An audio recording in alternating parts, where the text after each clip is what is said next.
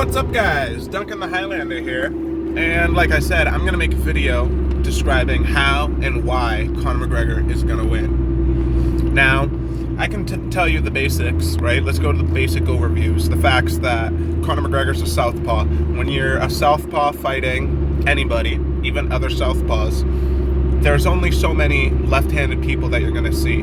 So you get more used to those left-handed situations. You get used to the games that you play when fighting as somebody who's fighting a southpaw against most orthodox people. So you play all sorts of games and rhythms that you get used to that as an orthodox fighter you don't have as many opportunities to experiment with that because you don't get as many looks at that person. That's why they call those looks. Whereas as an orthodox fighter, you fight most other orthodox fighters. As a southpaw, you also fight most other orthodox fighters. So you get more experience playing in what's called an open stance. So that's like the standard element that just adds. That's like a chip in Conor McGregor's corner.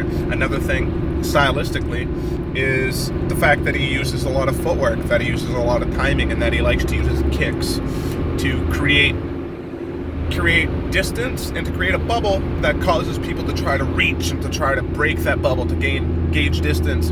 And he's a master of using that range, playing with it, and finding his openings and delivering powerful shots when people try to cover that gap. That in mind, Khabib has shown that he can be susceptible to that southpaw left hand. Michael Johnson caught him with that, and everybody and their mother is going to tell you how if Michael Johnson can catch him with that, that means that Conor McGregor can get him too. But you have to think that might be true. Conor McGregor was able to land a strong left uppercut against, arguably, maybe not arguably, the best boxer of all time, Floyd Mayweather. If he can land a powerful shot like that on Floyd Mayweather, you can assume that he's probably going to be able to hit Khabib with something like that more than once. His left hand's shown to have the ability to just drop people. Now, people think it's not because there's this quote from Robin Black that I really like, how people say that people have power. People don't have power, people generate power. I like that, and it's changed the way I think of things, and it changed how I throw, changed everything. Conor McGregor, he's able to generate power because he's able to make people think that he's further away than he is. Now, when he travels that distance, he hits them behind their head. He hits deep past their head. He punches through the target. You hear, that's like that old school thing you hear people say. You haven't heard anybody talk about that since, like, I don't know, the 80s. I feel like you haven't heard, which is nice, you haven't heard that trope in a long time, punching through the target. That's what he does. He punches through the target. He doesn't hit you in the head. He hits behind your head. He thinks that he's punching a hole through you.